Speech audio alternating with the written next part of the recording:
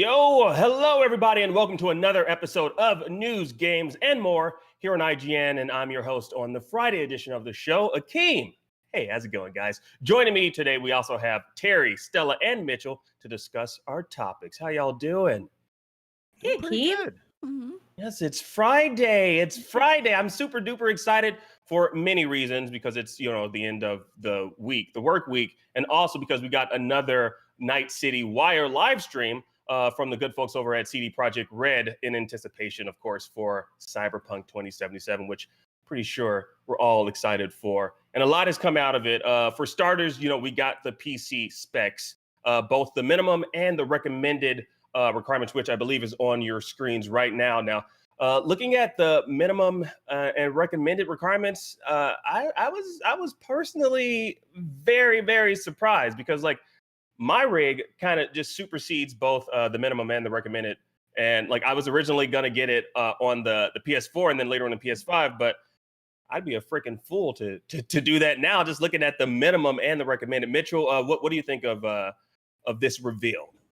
It is a little surprising. I think I can't even read the minimum. What is it? The GTX 780, I believe, is like a 7-year-old card. Yeah. 780 and AMD RX 470. Yeah, I think so I'm only familiar really with NVIDIA cards. I believe the 780 is like a 7-year-old card. I don't even know how you get that these days if you're trying to get just the right amount of power to play this game. I don't even know if you can get a 780 anywhere. And then the 1060, I think it's like a 4-year-old card. And that seems, you look at Cyberpunk and immediately you think, man, this is a game I'm gonna have to get like a 1084. So yeah, it is kind of surprising to see not a 1080 on the recommended specs there. But yeah, I think it's kind of exciting for people that are looking to get into Cyberpunk on PC, which I think probably will be the best way to play it. Yeah, so do you think that this might appeal to more PC gamers with less beefier rigs? I would say maybe skew their decision if they were kind of on the fence of getting it on either console or PC. Sorry, say it one more time. Do you think this might skew some people's, because of the minimum requirements of it? Do you think this might skew some people's decision if they were kind of on the fence of getting it on the PC or getting it on console? I don't know. So here's the thing about PC gaming, guys.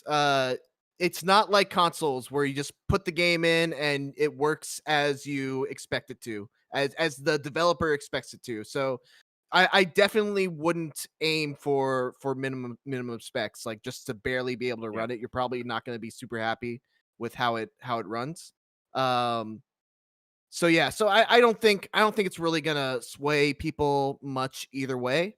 I think the people who are gonna get Cyberpunk on PC were gonna get it on PC regardless of what the specs were, because they're hardcore PC gamers. Right. But yeah. How about you, Stella? Do you actually plan on getting it on? I assume you're a PC gamer. You're gonna get this on PC. I'm just gonna say yes, you are, right? Yeah, I mean, also the fact that I just can't get any of the console pre-orders right now. But anyways, yeah, no, for sure on PC, because then there's the whole thing about mods that might come in the future. So I definitely want to keep an open mind for that. But yeah, and my rig definitely is above the recommended, so I'm definitely gonna get it. I'm very excited because they have the 2060 card, so that'll I think that supports ray tracing, so I'm really excited. Ooh, yeah, and you just reminded me. That's right, mods. That's also one of the better reasons to get games like this on the PC, which I guess now I am. Sorry, PlayStation. I still love you guys. Now, during the Night City Wire event, we also got a closer look at the gangs of Night City. We saw the Animals, we saw the Voodoo Boys, the 6th Street Gang, the Wraths. These are the actual names of the gangs. The Maelstroms, the Valentinos, the Tiger Claws, and the Mox. That's a lot of gangs in one city, but I guess Night City appears to be a big enough city for these gangs to kind of claim ownership of their respective little pockets in the city. Now, looking at the various gangs here, what do you guys think? What kind of role do you think each will play as it pertains to like our main pro tag? Well, I think. Oh, sorry. Was someone No, saying? no, it was me. I was just gonna say it's a lot of gangs. That's all. Yeah. You go ahead. I think it kind of reminded me a little bit of Saints Row, Hmm. of how like different gangs control kind of each different sector of the map. There's a little bit of that in GTA also, obviously. So I think it's cool because you're going to be going to all these different sectors, taking on different quests from different factions, interacting with the various NPCs within each of the gangs. So yeah, I thought it was cool. I think this game obviously is going to have a lot of colorful characters, which we definitely see in the designs of all these different gangs. Um, but yeah, I'm excited. I unfortunately when I was watching this trailer, I was also working, so I was clipping out all these different things. So I didn't really get to look at these trailers as in as much detail as I would have liked. Um, but yeah, I mean, I'm excited of the idea of all these gangs, and there's a lot of them being strewn across the city, and going to each of them and learning about how they each operate, the characters within each of them, et cetera, et cetera. And we saw a bit about some of them before too. Like we've seen the Voodoo Boys before and in some of the stuff that they've shown us and learned a little bit about it. So I think it's more, as Mitchell was saying, the backdrop to the city where they do have their own turf areas. And as you're exploring it, you'll find, yourself encountering different gangs with different strengths and weaknesses. And I'm sure many side quests and storylines will bring you into encountering each of them. I will say, I don't know, I know I'm in the minority because I saw how many people were watching it live, but I'm kind of at the point with Cyberpunk where I'm like, I don't know how much more detail I want to learn before the game comes out. Like, I am more interested in learning the ins and outs of these gangs and how they work and how I'll interact with them within the game itself versus some of these preview events. So I've kind of stopped paying as much attention or like rapidly consuming every piece of information I can find about it as I was like a year or so ago. I don't know if you guys feel the same or not. 100% agree. Yep. Yeah, we're at a point of just Saturation. saturation of Yeah. hype with Cyberpunk, where I can't get as much as you try, CD Projekt Red. I can't get any more excited about this game, and any more attempts are just it's just kind of falling over it's just going over the top of my head. So yeah, I'm excited. I'm so excited for Cyberpunk, but I'm also at the point where I don't really want to know any more about it. I just kind of want to play the game. Yeah, it's like we're getting inundated with so much information. It's like we're already hyped for it. You don't need to like detail each and every one of the gangs. They also have like this they have a website that they recently released, postcards from Night City, showing us like various different TV programs in the Cyberpunk 2077 world. And they revealed like I said, they revealed like a website which is like a it's almost like a pure Michigan come visit our city type website called Night City Love, where you can find out more about the history of Night City, see cool photos of the city, and of course plan your next vacation to Night City. Not that we actually can in reality, obviously. It's like they're giving us a lot to chew on here. I just want the game. I already want it. You can't make me any more hype than I already am. Also, at the end of the postcards from Night City trailer, in the Night City Wire live stream, there was a song at the end of that was like that stuck in my head. It's a melodious song. I know a lot of people in the chat. You guys know what I'm talking about. There was a very melodious song that a woman was singing. Sing it for about, us, Akeem. like, Yeah. it's a danger pity here in Night City. And I know y'all know it. I know the people in the chat were humming that song. I replayed that like 16 times before this live stream that we're currently doing, because that song is amazing. And it's stuck in my head. Like, seriously, if you guys haven't heard it, go back, watch the postcards from Night City portion, and I guarantee you it'll be stuck in your head too. Don't So worry, Night City. I'll send you the Bug Snack song after this. I'll get you Oh, that stuck God. in your head. No, stop. No. The Bug Snack Socks was gone for like a month. Yeah. Don't bring it back.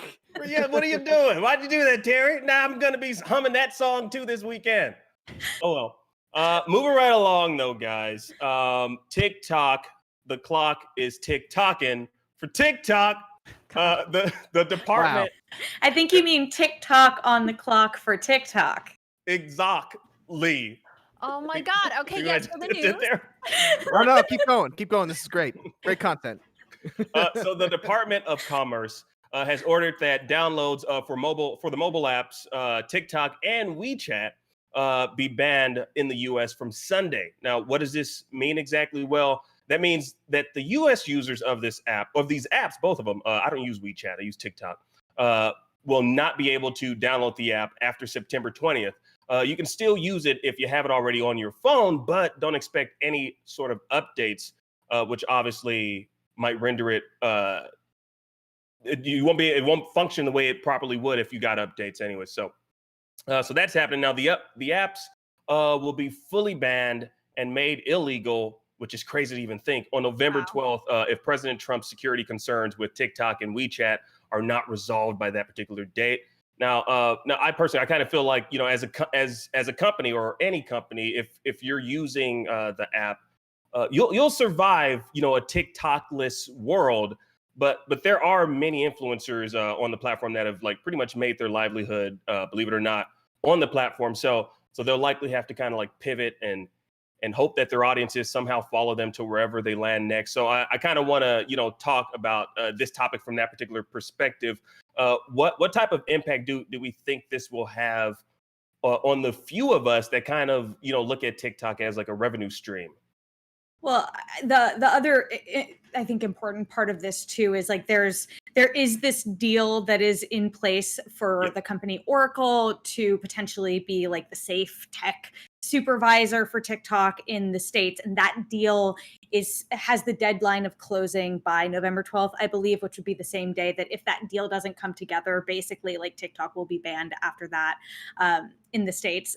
Not to get political, but like if you look at the timeline of when November 12th falls and maybe like a big national election timeline and the way people kind of there's an election happening, and the way people have used TikTok in the past, especially for political reasons, and so, maybe there's some suspicious stuff there, but I don't know, like a part of me feels like they ultimately are going to find a way to find a resolution that will allow TikTok to continue on in the United States. I think it's less likely that TikTok will be permanently banned, though who knows.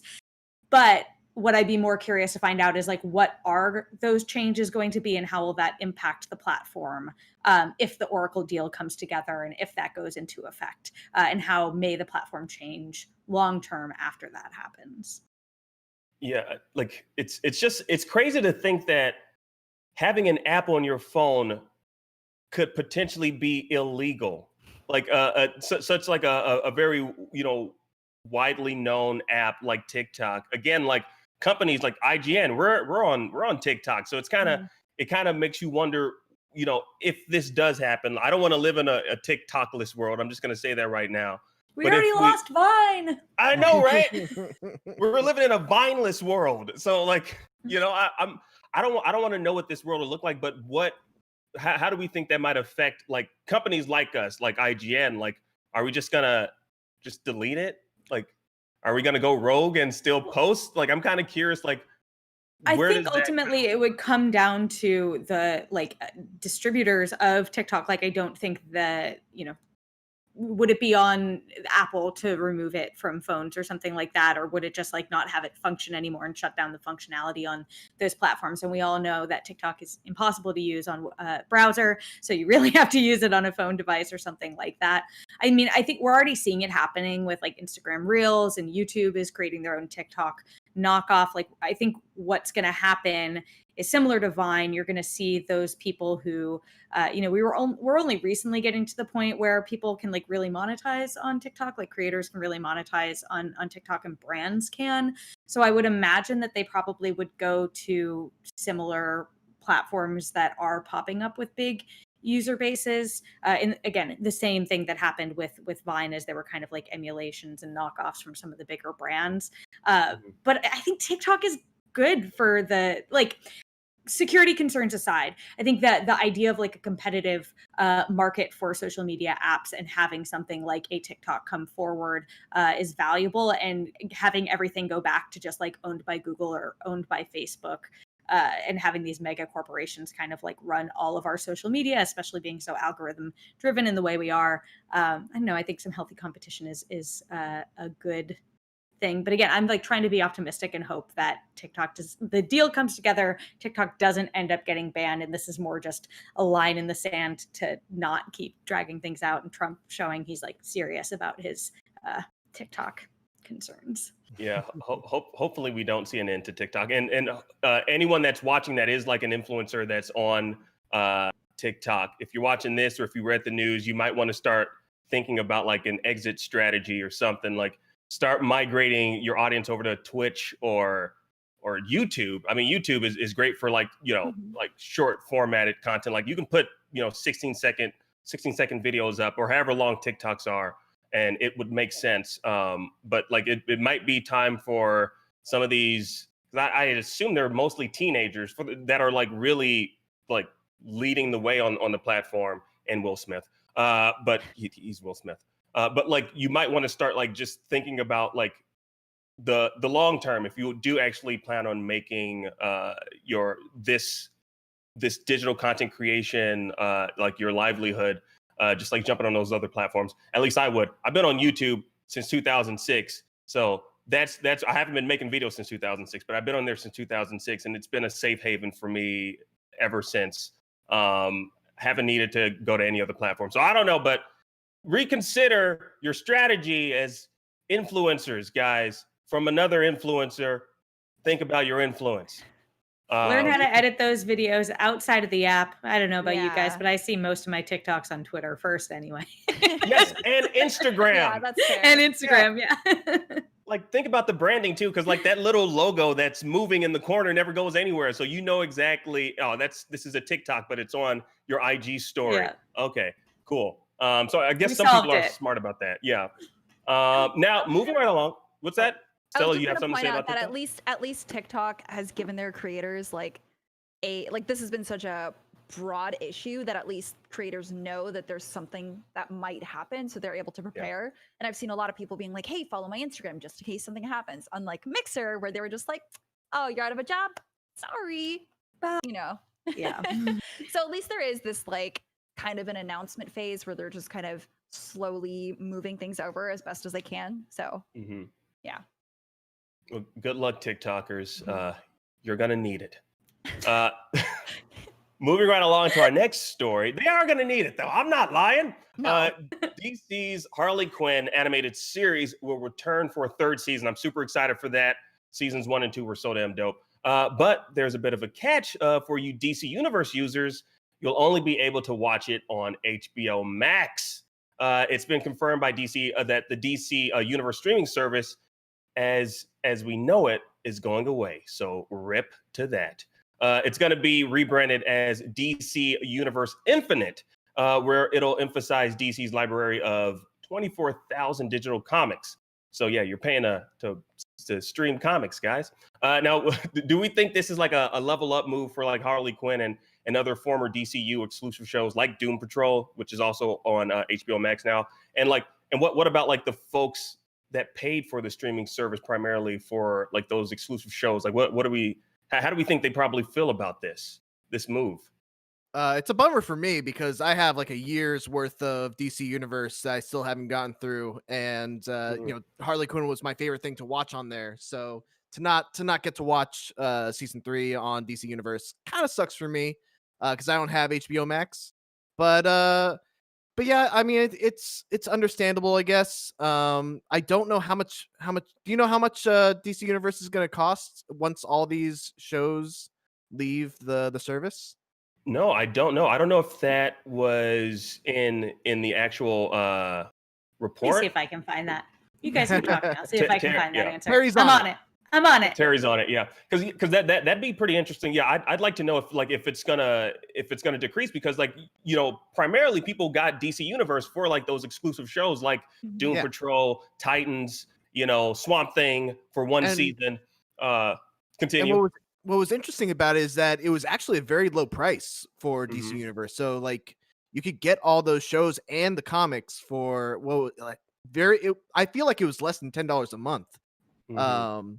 So I just don't know what this service looks like and what the price looks like without those shows. Yeah, and on top Um, of that, will you, Mitchell, since you do have DC Universe, will you even like after it rebrands to DC Universe Infinite, will you even want to keep the subscription? no, probably not. I knew it. Yeah, that's the thing. That's what I don't know if they've taken into consideration, that they might be losing out on an audience that exclusively signed up for these shows. Because now what you're doing is essentially what they are doing is they're forcing people to sign up for HBO Max, which I find kind of weird. I don't know. That's just me. Stella, what's your take on this? Were you a fan of any of those DC Universe shows?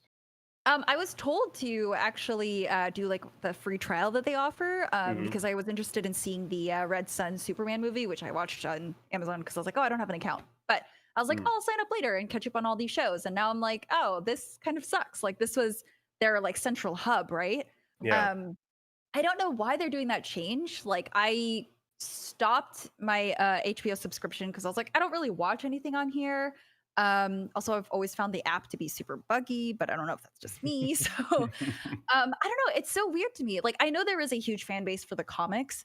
And I just started reading comics on my iPad and stuff, and that's great. But I don't know if that warrants like a complete rebranding of this service, especially when people were already happy with it. So I don't know if they Yeah. were like losing out on money. Like they could have raised the subscription price. I'm sure people would have been happy to pay a little bit extra to like have that there, since people already had that and now they have to subscribe to HBO Max or whatever. So Yeah. So I have don't some know. insights, and I have that answer for you, Ooh. Mitchell. So DC Universe Infinite is going to be $7.99 monthly, or $74.99 annually, which drops it down to $6.25 a month, which I feel like maybe is at least on par, but maybe even more than DC Universe, because I remember DC Universe was pretty cheap. But in terms of the why, I'm not surprised about this, because the biggest issue was Warner Brothers, in launching HBO Max, basically made a competitive streaming service to Right. their own streaming service, DC Yeah. Universe. And so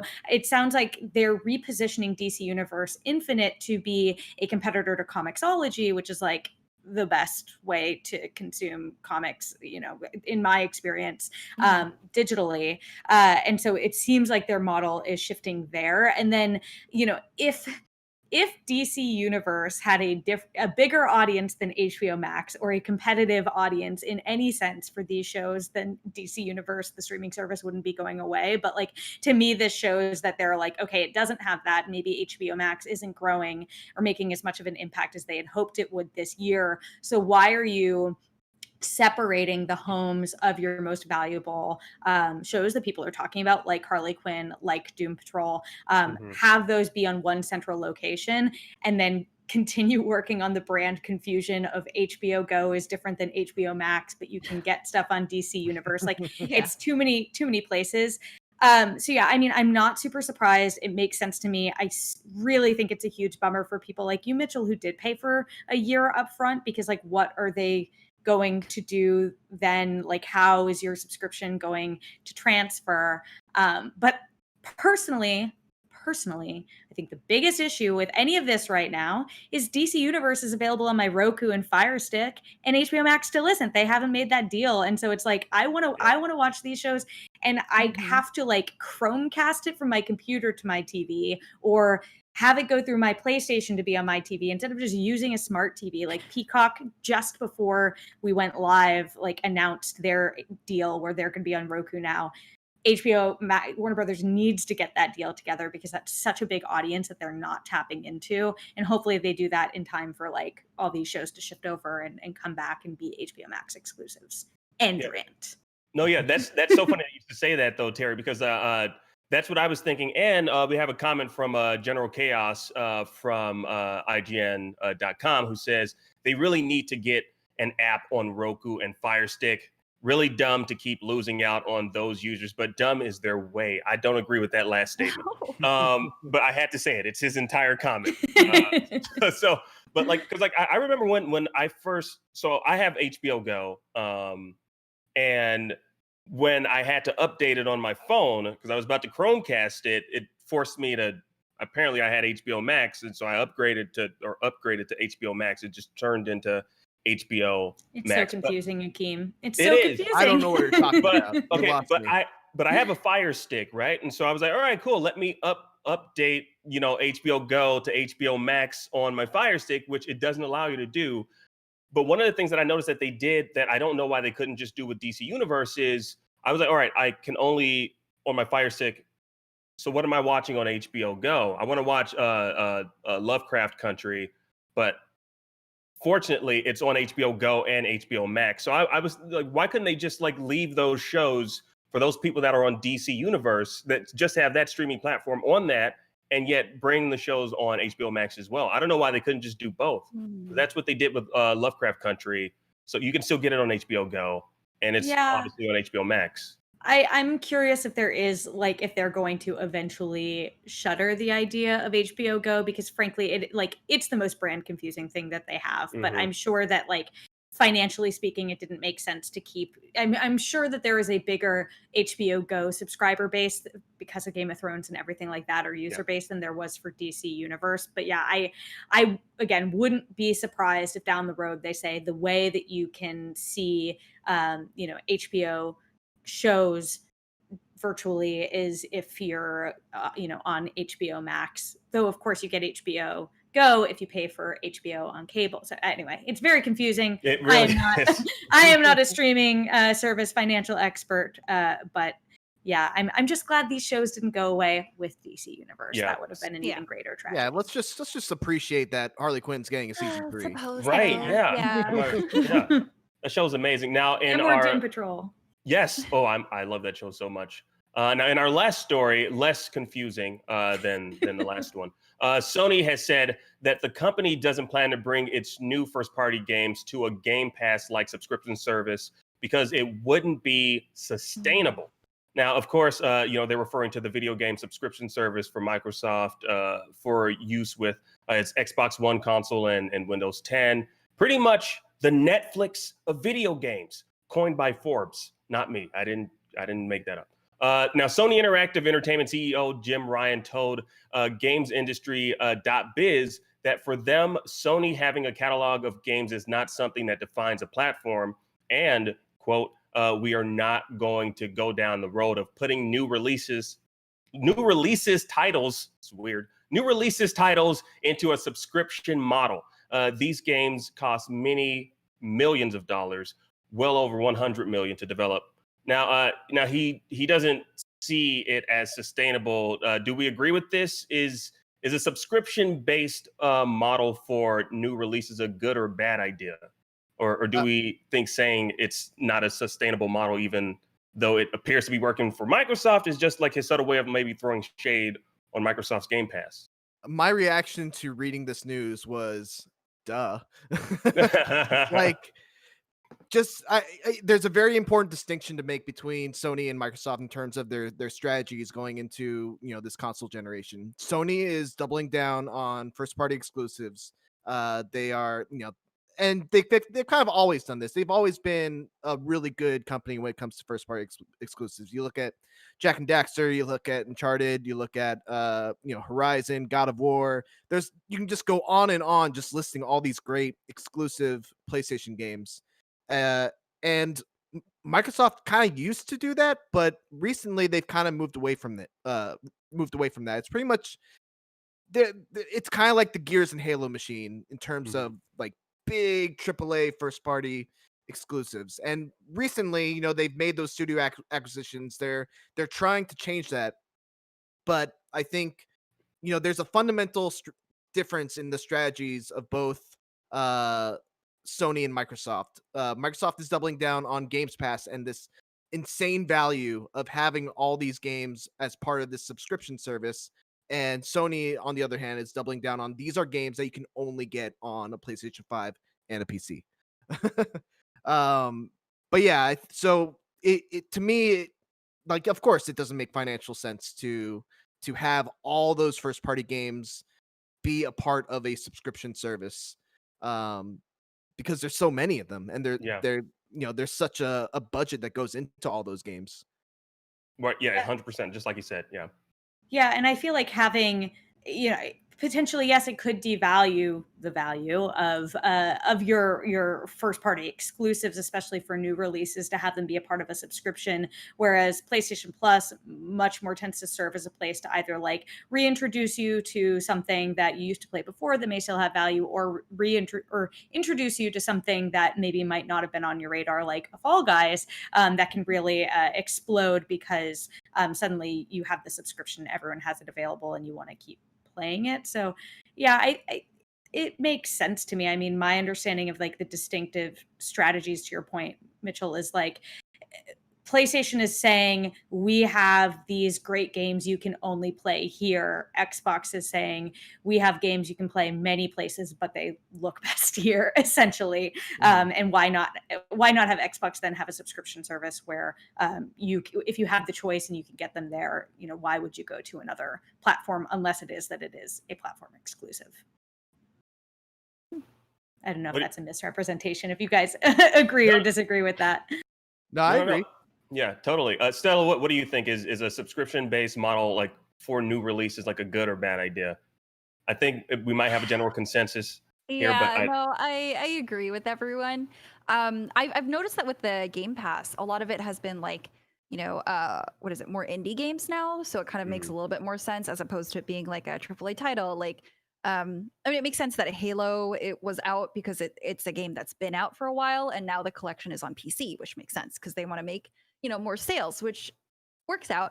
But I think Sony isn't wrong in that saying that it wouldn't work out for them, especially since well, are they are bringing the games to PC?